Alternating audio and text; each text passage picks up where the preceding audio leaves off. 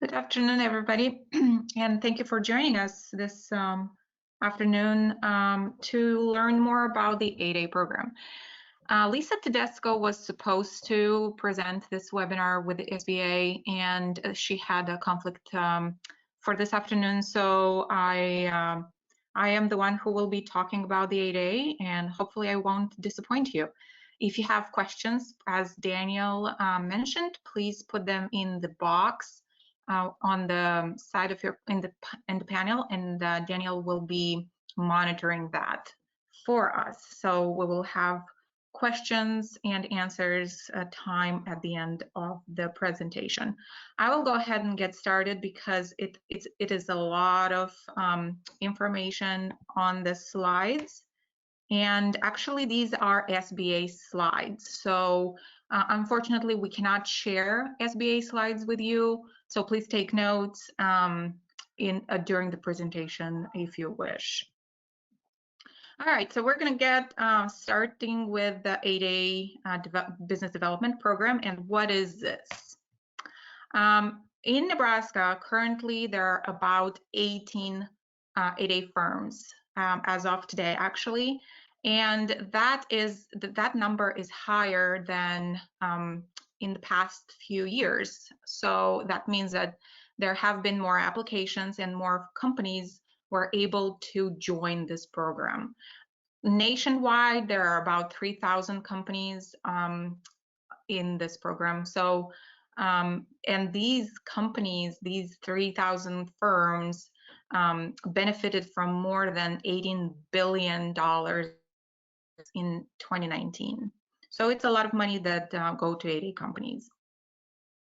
In Nebraska, the 8A companies benefited from for about 230 million in federal contracts. So that's still a big chunk of money.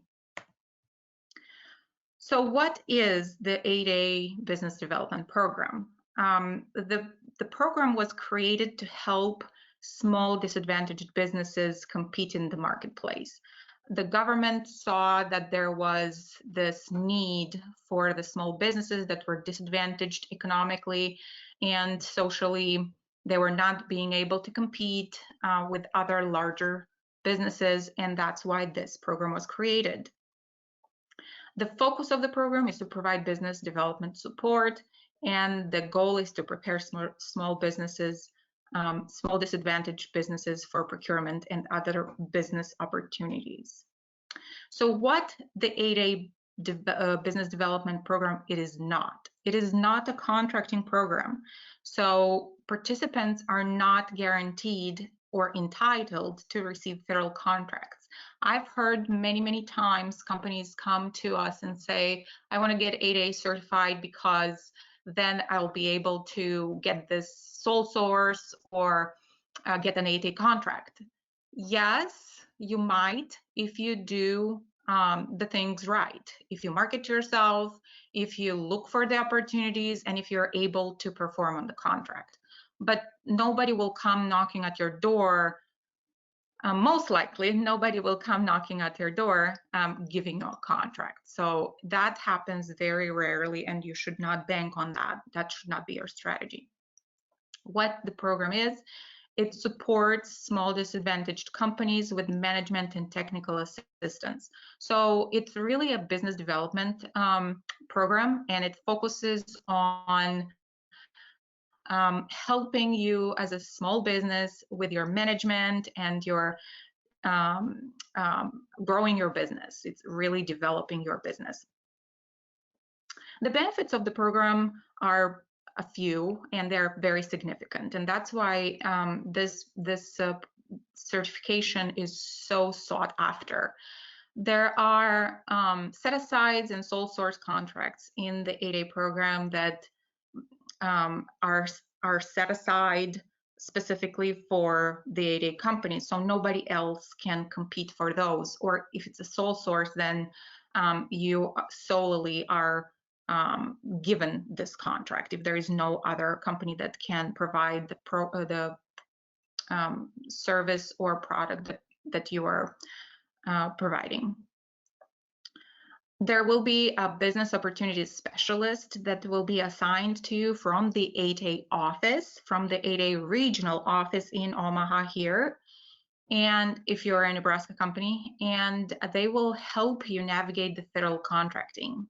So that is a huge bonus, really, to have somebody on the 8A team help you navigate the federal contracting waters and being on your side.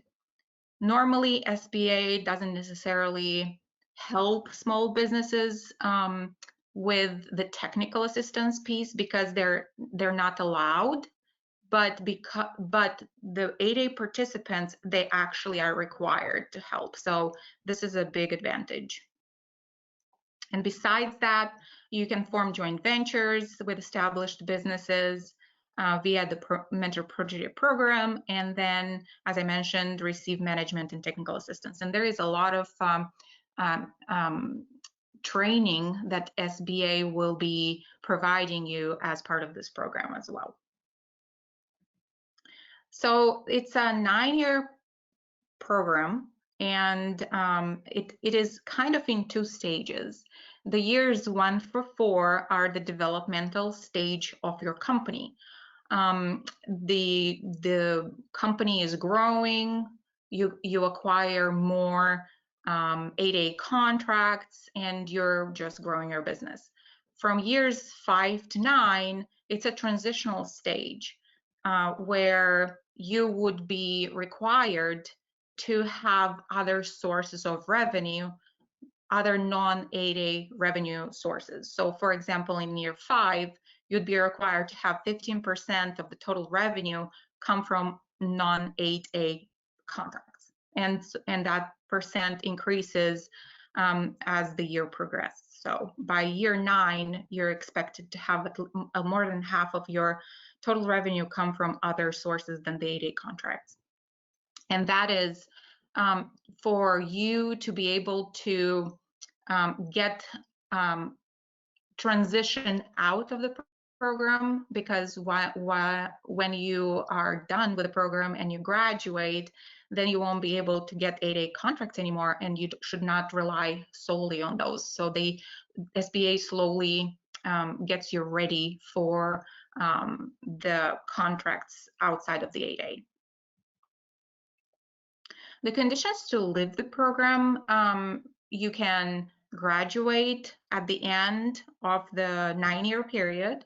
Usually that's what most of the companies do. In some cases, there can be a voluntary withdrawal or a voluntary early graduation. If the company grows too big, if you get a large contract that puts you over the size limit for a small business for the NAICS code, then you will graduate early. But that is a good problem to have. So that's a good thing. And termination. So if you're not following the rules of the program, and then SBA can terminate your participation in the 8A program. Let's talk about the eligibility criteria. So there are a lot of things that a company must have in place before you would apply for an 8A certification. The first one is to be in business for 2 years. Now, if you can submit for a waiver. So the rule is that you have to be in business for 2 years. There are certain circumstances, and we'll talk a little bit later in the slides about when you can submit a waiver. And if SBA deems that that waiver is sufficient and you have enough experience and knowledge on how to run the business, then they might grant you a waiver. So then they can accept you in the program without having the 2 years as in business. You must be a US citizen. You have to be small in your NAICS code. You have to have both social and economic disadvantage. The ownership has to be, the ownership, control, and management has to be done by the disadvantaged individual. The disadvantaged individual has to have demonstrated technical and management experience, have good character, and show potential for success. And we're going to talk about each one of these in detail. So size. Size is determined by your NAICS code, and SBA will look at the average of 5 years. Actually, this is outdated. It used to be 3 years, and now it's 5 years. Average of your revenue, and if that average for the 5 years is less than the NAICS code standard for a small business, then you're considered a small business. So most companies fall under the revenue criteria. Manufacturers, dealers, and wholesalers fall under the number of employees, and that varies by the NAICS code. Here are the 2 links where you can check your size and see if your business is considered small by the SBA size standards. And this is just a screenshot on how it looks like for construction industry.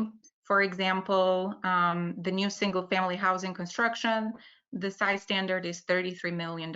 So that is pretty generous, but not all of the category, or not all of the NAICS codes have such a large amount. For example, the land subdivision has only 7 million. So you have to be careful on what your primary NAICS code is, and that's what you're going to look at for the size standard. Size and affiliation. The size eligibility is not limited to looking at just the company itself. SBA looks at the whole company's principals' relationships with other businesses and individuals. So, for example, if you are dependent on a larger company, for example, let's say you're subcontracting with a large business, and 60% or 70% of your contracts come from one business, then that would be considered an affiliation, and you wouldn't be able to be a small business unless they will look at both the companies at the total revenue. So family ties, those are also tricky. If a father and son or 2 brothers have 2 different businesses and they do business together and they're in the same line of business and they depend on each other, not only contractually, but maybe financially, then SBA would look at that as affiliation. Social disadvantage.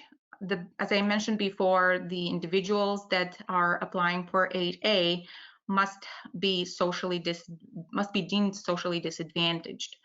And there are these 5 categories that have been shown to be automatically socially disadvantaged. So if you are part of the one of the groups listed on the slide, you would automatically be considered socially disadvantaged. But it doesn't mean that if you're not on that list, you're automatically excluded from the eligibility on the social disadvantage. So if you have been discriminated against, and you can show that you can establish your case by preponderance of evidence, then that's what SBA will be looking at. You have to have been discriminated against based on race, ethnic origin, gender, physical handicap, or other similar causes. And you have to personally, the applicant have personally suffered disadvantaged in the United States. So the disadvantage must be chronic and substantial, and it should have negatively impacted the business advancement, education, or employment. So let's move forward, and I will talk more a little bit about this, because there have been cases where, as I mentioned, the socially disadvantaged individual was not on those automatic group list, and they were able to get in the program based on their individual social discrimination. They had to show their education, how the discrimination impacted their education, employment, and business history. Generalized patterns are not sufficient, so I must stress that. For example, if you're a woman and you know, you're operating, your business is in the construction line. So historically, there have been cases or patterns that women in construction have been discriminated against. Well, you can't just say that because it's a generalized pattern and usually women in construction have been discriminated. I want to say that I've been discriminated against too. You cannot claim that. You have to personally been submitted to discrimination. And these are some of the examples in each of the category that shows the type of the discrimination. For example, you've been denied equal access to higher education, or you've been treated unequally in your job, or you weren't able to get a credit line or even a contract, a federal contract, because you know, because you're a woman in construction or whatever the case might be. So you have to have, you should be able to personally show the social discrimination. These are the types of the evidence that the SBA will be looking at. So if you have statements made under oath, if you have court or administrative findings on discrimination, affidavits, or the denial of the credit application. So all of these documentation, all of this documentation that you might be able to provide to SBA will be very helpful. Now, you don't have to have any of this. You can just state and explain what happened and what was your discrimination case, and then SBA would examine that on a case-by-case basis. But if you do, then that just makes your case stronger. The economic disadvantage, the SBA looks at the net worth, personal income, and total assets. And these numbers just changed as of July of 2020. It used to be much lower for the eligibility criteria. And now, after excluding the individual's equity in the company and equity in the primary residence, the net worth may not exceed $750,000. So what is adjusted net worth? Adjusted net worth is your total net worth minus the primary residence and the ownership in the business. So that's what the SBA will be looking at. That's what must be less than 750. Now, remember that if you do have retirement accounts that are unavailable, for one case, for example, those are excluded from the net worth because they're not readily available. You cannot take out those money without a penalty.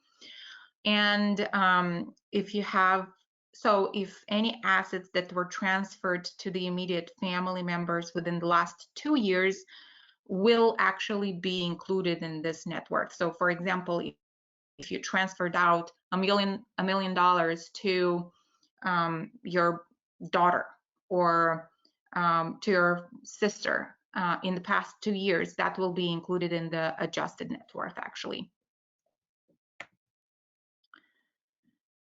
The gross income cannot exceed an average of $350,000 over the previous 3 years for the eligibility, and the total assets cannot exceed $6 million for the eligibility as well. And then the exceptions are the retirement accounts and the personal income received from company to pay the corporate taxes. So those are the exceptions for the gross income and total assets. And then as I mentioned before, any assets that have been transferred to an immediate family member or to a trust within the 2 years will be included in that. Your spouse will be looked at if they have a role in the business or they lent money to, provided credit to, or guaranteed a loan for the business. Now, under all circumstances, the spouse will still submit all of their financial information and financial statements to the SBA via the application. So that's a rule. But also remember that 750,000 will be affected by the 50% of the joint assets and joint liabilities. So, for example, you own a building with your spouse. So whatever building is worth, then it will be split in half. And if it's a joint asset, and then each one of you will receive half of that value for the eligibility criteria. Let's talk about ownership. At least 51% unconditional indirect ownership by the disadvantaged individual. So there should be no conditions, and all of the decisions must be made by the disadvantaged individual. If it's a partnership, then the agreements must reflect the unconditional ownership.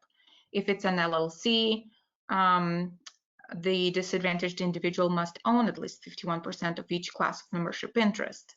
And all of the, as I said, decisions and voting rights and at least 51% of all outstanding stock must be owned by the disadvantaged individual.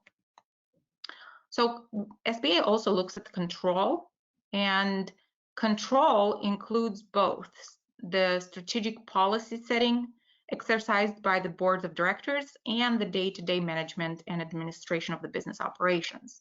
So what does the disadvantaged individual do? They have to be the highest compensated and hold the highest position. I would say that the highest compensated is case by case. I've seen many companies actually that don't pay themselves. So, for example, the disadvantaged individual, the owner, doesn't take a salary because they're reinvesting it in the business and they're trying to grow the business, or they're just taking the minimum necessary to survive, and they pay other members of the company more than themselves because they want to get the best people. So you will just have to talk about that and explain why you are not the highest compensated in your company as an owner. But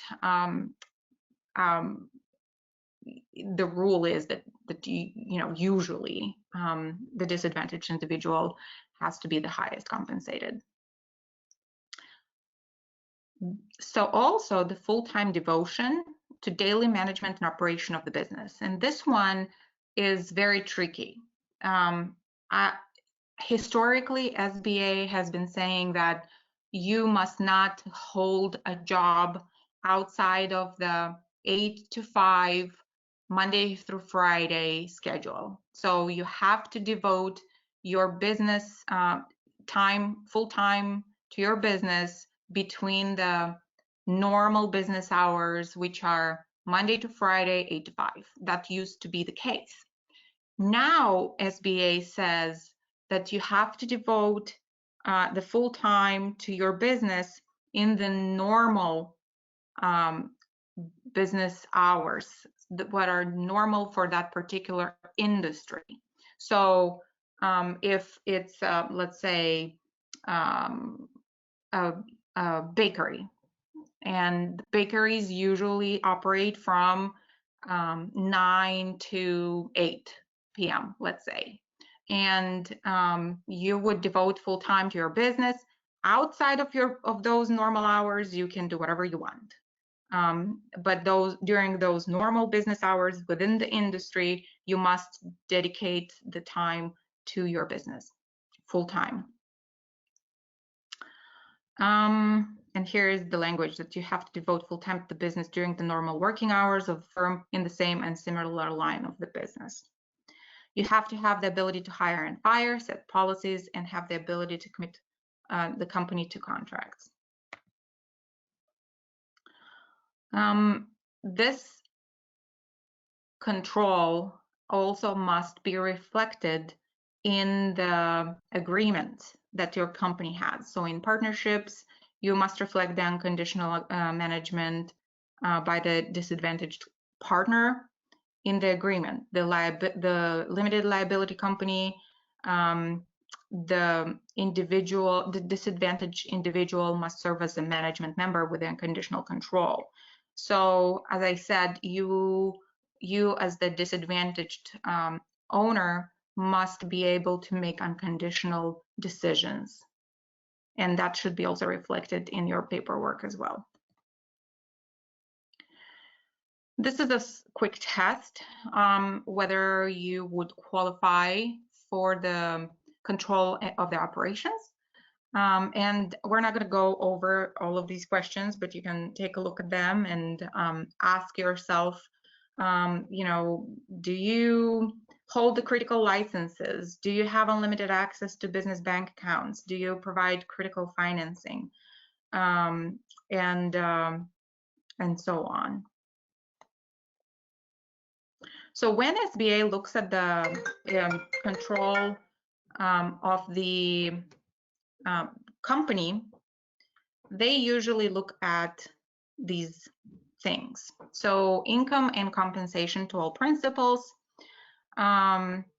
wages, dividends from the firm, the terms and conditions of the agreements, prior, current, and proposed business relations, who is on your board, the composition of your board, what are the quorum requirements, the terms and operation agreements, bylaws, ownership changes, all of this you will have to submit documentation for. So let's talk about the demonstrated technical and management experience. You will have to include your resume. So there is a section in the application where it asks for your updated resume, and you will have to prove that you have the right education, you have the certifications or licenses, you have the past experience, and you have the duties within the company and the time devoted to the company to run this company. So what they don't want to see is a disadvantaged individual taking or on paper, the disadvantaged individual controls the company, but in real life, they don't. So that's what they don't want to see. They're also going to look at your character, and this is also qualitative. It's a qualitative look at your character, but there are specific things that they look at. So they're going to look at all of the owners that own more than 20%. So even if they're not disadvantaged, they're going to look at your FBI background check, whether you have any unpaid loans, federal loans, or obligations. So you have to have, so I've seen, sometimes I've seen owners, disadvantaged individuals having student loans, and they weren't able to pay them, and they've been just sitting there. In that case, you will have to not necessarily pay it off completely before you apply for the 8A, but you will have to at least have an arrangement with the bank for payments. So, you know, that's just an example. And then also they will look at the federal list of debarred and suspended parties. The most common circumstances that impact the eligibility for the lack of character are the violations for the SBA regulations. If you're on a debarred or suspended individual list or companies, if you don't have unresolved tax liens or default on federal loans, prior criminal convictions, and that is a really case-by-case basis. SBA will look into that on each case-by-case basis. And then if you lack integrity, and if you've submitted false information during the application, that's still, it can impact your eligibility as well. Potential for success, that is really the overall financial condition of the company compared to the financial condition of the small businesses in the same industry. So they will look at the financial statements, assets, net worth, access to capital, and so on. If you have bonding capability, if you're in construction, so all of those financial capabilities of your company. Usually they look at the 6 primary factors for the success. You must be in business for 2 years. So when you do submit your application, SBA will ask for the past 3 years worth of business tax returns. So they say 2, but if you have 3, they'll ask for 3. So then they will look at the financial capability and stability.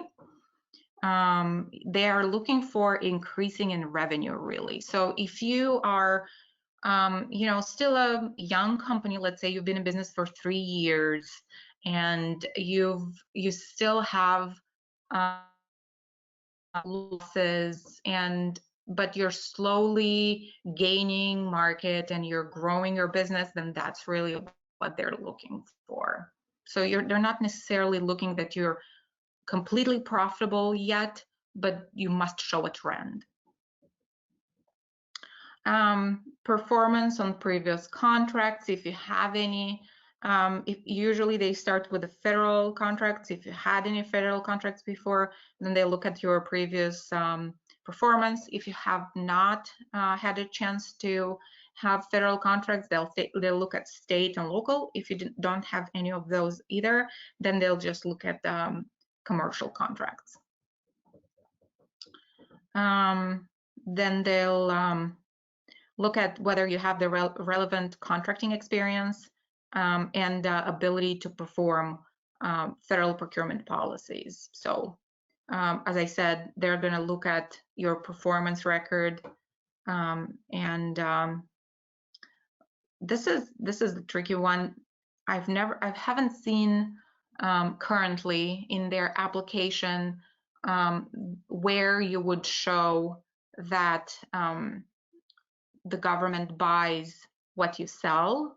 So there, in the application, there is no spot where you would say that the federal government buys what I'm selling.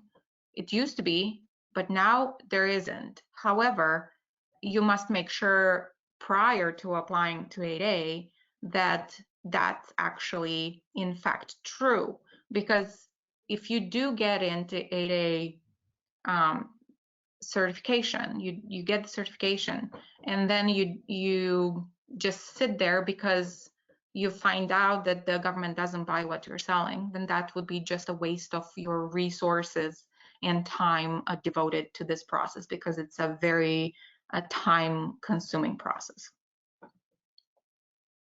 So let's talk about the waiver and the requirement to be in business for 2 years. Let's see how we're doing on time. Okay. So SBA may waive the 2-year rule if the individual or individuals upon whom the eligibility is to be based has substantial and demonstrated business management experience. So for example, you've been working with, for a company for the past 10 years or the past 7 years, you've been doing, your job, and you have that much experience in doing whatever you've been doing, and now you want to venture on your own and start your own business doing what you were doing for yourself. So then they will look at this as substantial and demonstrated business management experience. So you've been doing that for a while. You just didn't start business in an industry that you don't know anything about, and you want to have a waiver. And that's totally fine if you do. You just won't get a waiver in that case. So the applicant has demonstrated technical expertise to carry its business plan. So for your company, you have a business plan that you will have to submit to SBA. And if you are accepted into the program, and they will look at, do you have that technical expertise to bring your business plan into action? If you have adequate capital or access to capital. So can you get a loan? Do you have a line of credit available for carry out the business plan? And then, do you have any kind of successful performance on the contracts, as I said before, to show that you can actually do what you're saying that you're doing? So in this case, you would submit the waiver, and then the SBA will look at that as I said, a case-by-case basis. Now, a note: if the firm has not generated revenue, the 2-year rule cannot be waived. So you can be 1 year into your company, you can show that you have extended experience. You have access to capital, and in this past year you have generated revenue, then that might be considered for a waiver. If you have not, then they cannot waive the 2-year rule, rule. So who is ineligible, and what businesses are ineligible, and what individual can be disqualified? So the ineligible businesses are brokers. If you do not bring value to the service or product that you are selling or producing, then you are considered a broker. So a broker is a concern that adds no material value to an item being supplied or procuring activity, or which does not take ownership or possession of or handle the item being procured.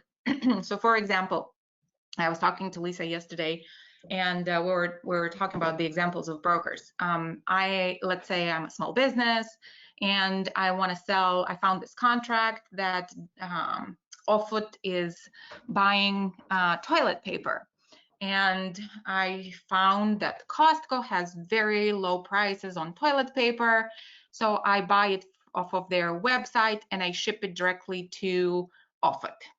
That would be a broker, and that's not an eligible business. So that whole scheme actually is discouraged from federal contracting altogether. So don't do that. But if you are a company that buys paper from Costco, toilet paper from Costco, you package it based on the orders that you have, you take possession of the items, and then you ship it to Offoot, then that would be not considered a broker, and that would be a small business that you can have. So a business may participate only once. Even if the ownership and control has completely changed, the firm cannot reapply. So that's why it's so important to time it right with this program, because you have only one shot. And if you're not ready, then don't waste it, because then later when you are ready and when your business is getting to a point where you would actually benefit from this program, then you won't be eligible, or you've wasted, let's say, the first 4 years of your 9-year term to just be able to start and grow your business, not necessarily taking advantage of the 8A program. And then any person who has used his or her disadvantaged status to qualify another firm shall be regarded as a non-disadvantaged. So you can only be, you can participate in the 8A program only once as an individual.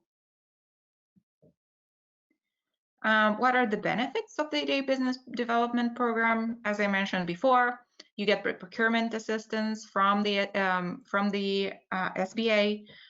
You get the federal market assistance with them. So SBA will help you look for contracts, and they will be able to help you in setting up meetings with different agency program managers. So for example, you find an opportunity, you would go to your BOS and say, here is an opportunity that I found. Can we look into that? Can you help me with it? And then they will be able to assist you with that as well. There is training that's available, and other benefits. What are the contracting benefits of the program? So for sole source contracts, there is a ceiling of 4.5 million for goods and services and 6.5 million for manufacturing.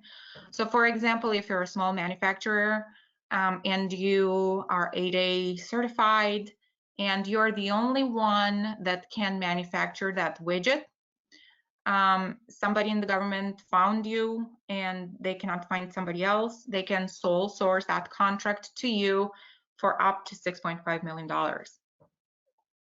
That is a huge advantage. Now, if there are 2 companies that can do that widget, then they will and then you will compete only against the other 8A companies that can do that work. So it's still restricted to the 8A companies. And as I said, in Nebraska, there are 18 businesses. Nationwide, there are 3,000. But remember, this is across all of the NAICS codes. It's not in only in your industry. So chances are that your competition will be not as steep as if it's unrestricted contract.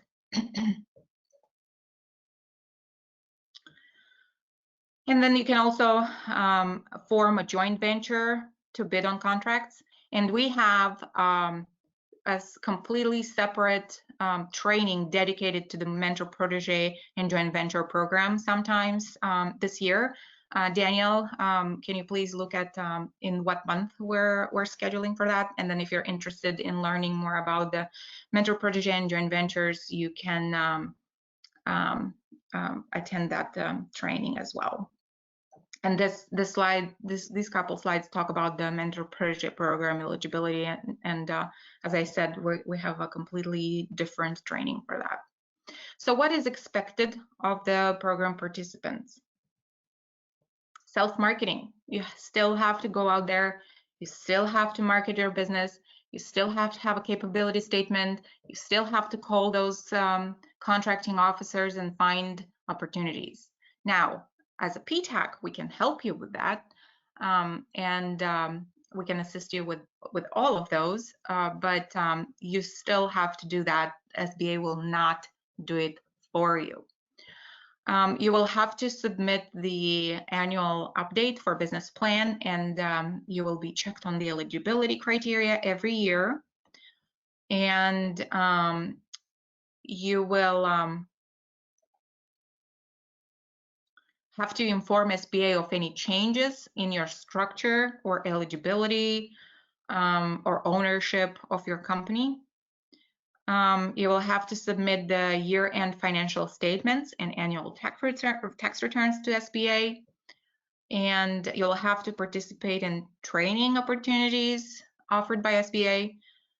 stay current in financial obligations, and have an updated SAM and DSBS profile. Now, if you don't know what SAM and DSBS are, I would recommend you contact one of our PTAC consultants, and they will be able to assist you with that. And now it's just, we're going to glance over the application process really quickly, and then we're going to open for questions if we have any. So you will have to first gather a lot of documentation. And in order to do so, there is a checklist that Daniel mentioned at the beginning of the webinar, which is in the handouts, I believe. You can download it, and there will be a bunch of boxes that you will have to fill out or check before you actually start the application process. Because if you don't have that information handy, you won't be able to advance. If you don't submit the answer to whatever question that they're asking for, then the system won't let you move forward. So then you'll just have to,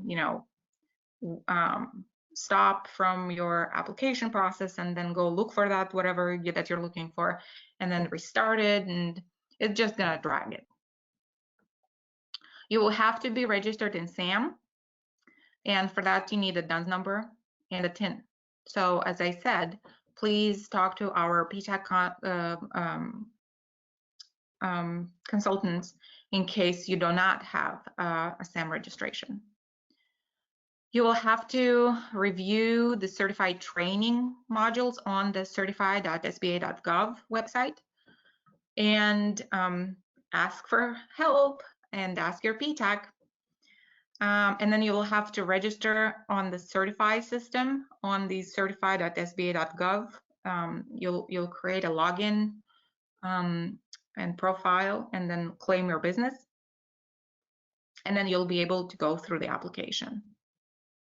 So these are just screenshots of this page where you can read more information about how to prepare business for the application for the 8A. And this is the screen. These are screenshots for the checklist that I was talking about that you can download from our handouts. So all of this stuff is in there. So again, how are you screened? When you submit, after you put all of the information in the application, then you submit your application. First of all, if they're not complete and not signed, the application will not be, you won't be able to submit it. So that's kind of the system check. If you have all of the signatures and all of the information input in the application, then you will have to check whether you have all of your W-2s. Do you have any gaps in employment? You'll have to describe what happened. Why do you have that? Do all of the W-2s match the reported wages? If there are any discrepancies, SBA will come back with questions.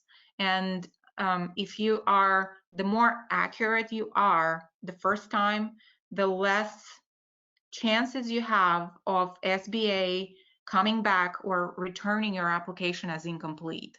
So I have seen the application process, the whole start, you submit the application, and then somebody was just accepted into 8A program. It was 1.5 years, and it's a lengthy process. They always find something to have questions about. Even if you're very diligent, you just want to make sure that they have as little questions as possible.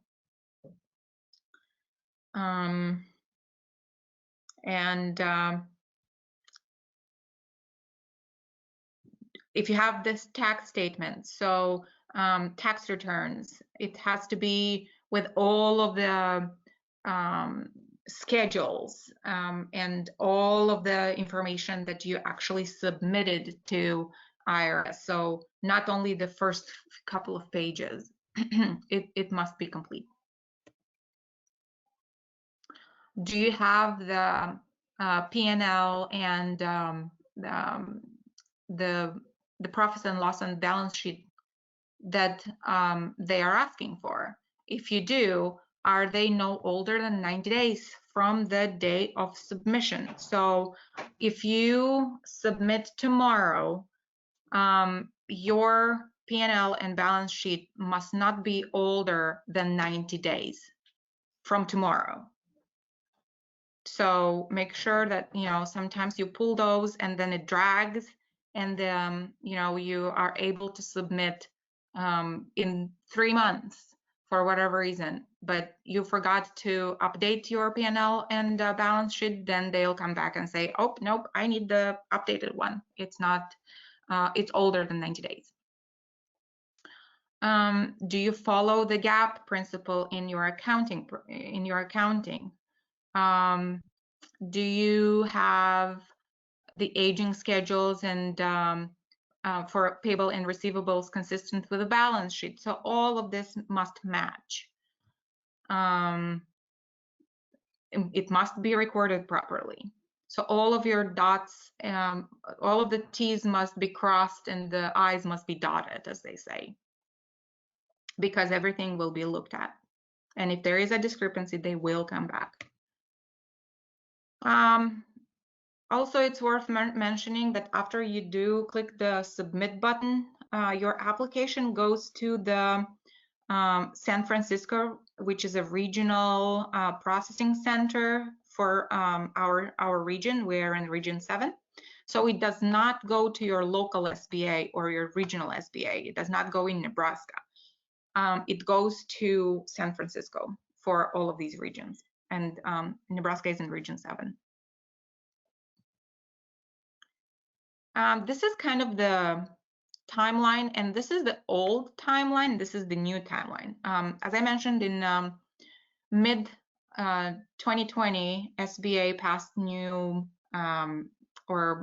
some the 8A program, and some of these affected the timeline. So the most notable changes is that after so if you are denied, let's say you submitted your application, they came back to you with more questions, you submitted your responses, and the SBA says, nope, you're not eligible because your net worth is over $750,000. So,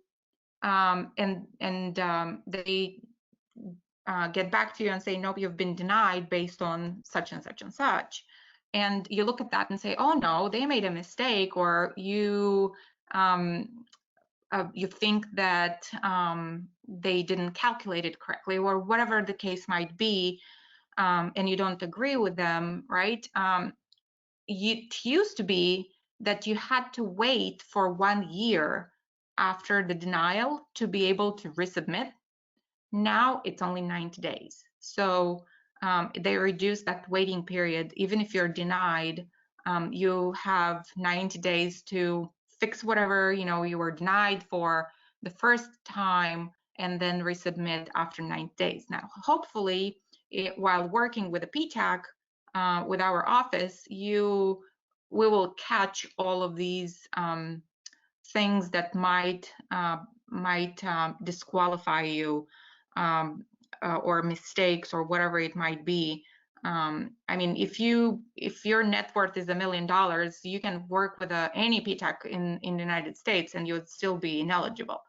But if there is a legit mistake or something that might be fixed, for example, your bylaws came back or don't reflect that the disadvantaged individual is in full control, then hopefully a PTAC consultant will catch that before you submit to SBA. Now, this is a screenshot of the certified.sba.gov website, where you would have to log in and get started. with your application. And there is also a webinar on their webpage that I would actually recommend you watch. It's an hour webinar, but they go through the application process itself, and then they hopefully help you reduce any questions that you might have during the application process. And this is Lisa's information. You can contact her with questions. You can contact me with questions, or Daniel, or any P-TECH consultant in Nebraska with any questions that you might have for additional support in the 8A application. And Daniel, with that, do we have any questions?